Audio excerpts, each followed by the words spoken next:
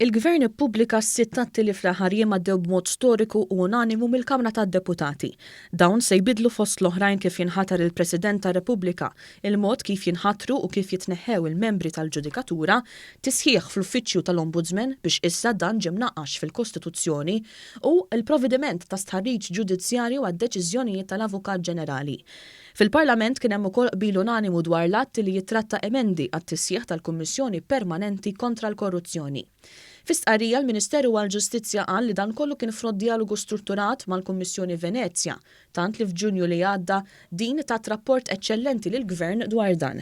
Dan kollu wassal għal proċess leġislattiv fil-Kamra tad-Deputati u għal proċess ta' dialogu anki mal-Oppożizzjoni u fil-fatt kien hemm qbil unanimu għal dawn il-liġijiet. Il-pubblikazzjoni ta' dawn l-atti se twassal biex pajjiżna jkompli jsaħħaħ ismu mhux biss fuq livell Ewropew iżda anki fuq livell internazzjonali. Il-Gvern temm jgħid li bekk qed juri ċar li Malta hija nazzjon li fih hemm demokrazija effettiva b'rispett sħiħ lejn is-saltna ta' dritt u l-governanza it-tajba.